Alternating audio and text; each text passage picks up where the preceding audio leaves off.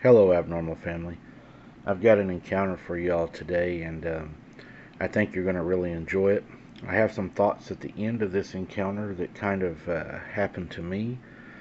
It kind of reminded me of something that happened to me a few years back. I want to share this with you guys, um, and then I'm going to share what happened to me a while back and a few thoughts on some things. I woke up early. The excitement was coursing through my veins. Today was the day I'd take my son Jack fishing at our favorite spot. The sun was rising over the lake, casting a golden glow. It was a beautiful morning. I went in and woke him up, and I said, as I always do, "Are you ready, kiddo?" I asked. And of course, he said, "I was born ready, Dad." As we cast our lines, the tranquility enveloped us. Jack, well, he chattered enthusiastically about his school and friends and everything in between. Plans he had and how he was going to be this great fisherman. I listened intently, always paying attention to him. Suddenly Jack's line jerked. "I think I've got one, Dad." I helped him reel it in. As we released the fish, I spotted something unusual. So did Jack. He said, "Dad, look." A strange green frog-like creature with two legs emerged from the underbrush. Before I could react, the creature lunged, biting Jack. Jack started to cry. I grabbed the creature and had to pry it off of him. It was chewing on his arm.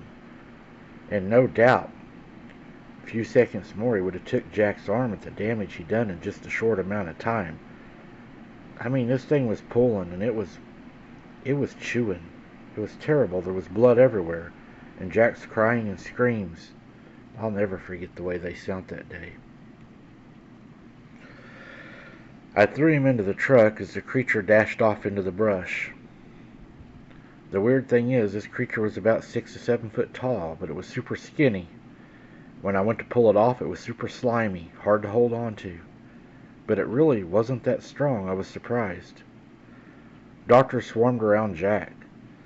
They started yelling at me, the doctors and the nurses. "What bit him?" a doctor asked me. I hesitated for a second because I really didn't know what to say had bit him. I'd never seen anything like this, so the best I could come up with was I said, "A creature, like a frog, but with two legs, standing like a man and hands like a man, kind of." The doctor's expression turned grave. "We'll run tests, possible infection, reptilian in nature.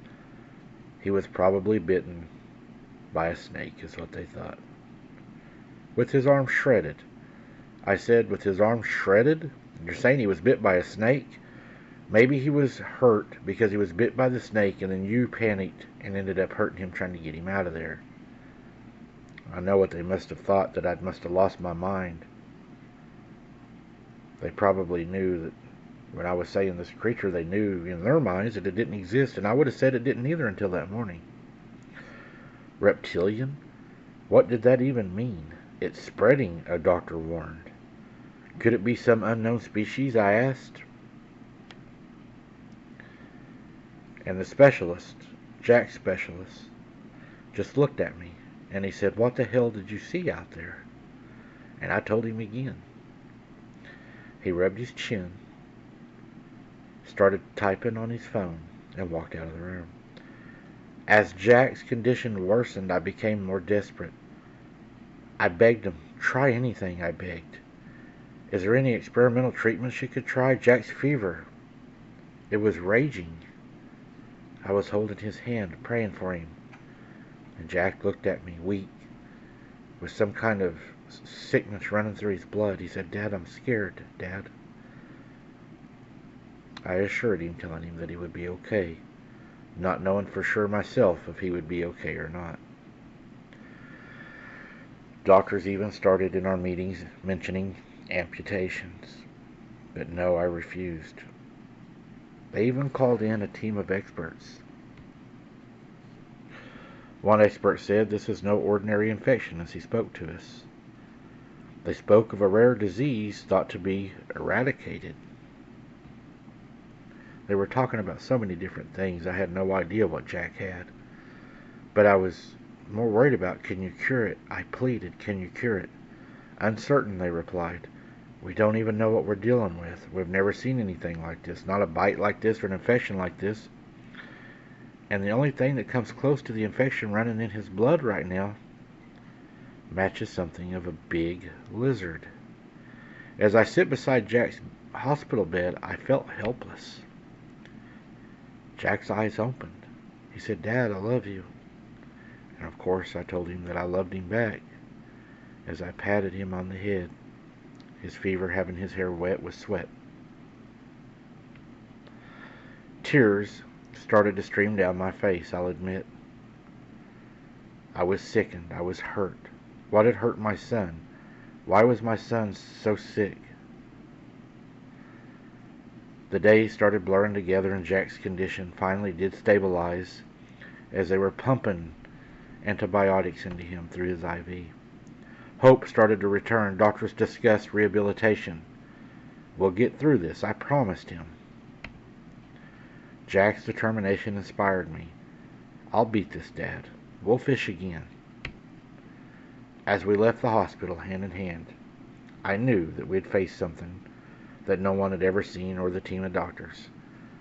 We were told that we needed to meet with some military specialists and to tell them what we'd seen in the area so they could eradicate the possible problem before anyone else was hurt. I don't know if they ever done anything to that area or not, to be honest. I never went back there. Never even had the urge to go back there after what had happened to Jack. I could care less if I ever saw that place again. And I know a lot of people are going to ask and wonder, what exactly did this thing look like? And as I said in the hospital, and as I thought about it, the creature couldn't have been 6-7 foot tall, because we were below a bank. And when it came up from under the brush, it would have been higher than us, but showing the stature of it, it could only have been about 3 to 4 foot tall. The best I could explain this thing was the body was green and slimy, frog-like skin with visible veins. The eyes were large, round, golden yellow with vertical pupils. Legs, they were long and skinny, spindly legs with webbed feet. Arms, short stubby arms with little sharp claws on the end of ugly, little long green skinny fingers with warts. The mouth was wide open. It was lipless. The mouth had razor-sharp teeth in it. Not long teeth, though, short teeth. Kind of like what you would see in a gar. The stain was no doubt evil. I will never go back to this place again. Nowhere, not even close to it. From now on, we will fish in areas where there's plenty of people and where it's safe. I'm telling you, people, there are things out there that will get you in the daytime the same as they will in the night. Trust me, it just about took my son right in the middle of the day. Thank you for sharing my story. That story, guys, really reminded me of a time that I know y'all have heard me talk about seeing the green creature with my mom that night, and that creature would have been around 6-7 foot tall. That's not saying that this creature was maybe a juvenile, and that might have been what saved his son's arm, and maybe both of them. But the things that really caught my attention was they said it was frog-like skin. It had the warts on it. I still wonder if the warts were black, because that's what I saw on this creature's face, and it was the yellow large eyes, which is what I saw on the tree, blinking. It makes you wonder, guys, what's really out there around the water. You know, I filmed that thing the other night that was running around, along the water's edge. It was really weird looking. We talked about it on the live, and we showed the video on the last live if y'all haven't seen it.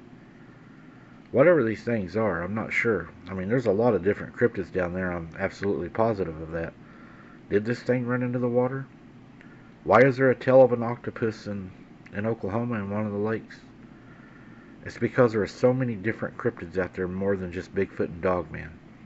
So many different things out there that are waiting to get you, just like they are. And maybe some things are even worse than them. What do you guys think? What do you think happened to this guy? Do you believe that Bigfoot and Dogman are the apex predators in these woods? Or are there things out there that are a lot worse than them? But maybe they live deeper, maybe they're smarter. I don't know. These are things we won't know until we keep investigating and going out and hopefully getting evidence. Let me know what you think in the comments, guys. I appreciate each and every one of you watching. Until next time, keep your head on a swivel. Don't be something's dinner, and we'll see you on the next one.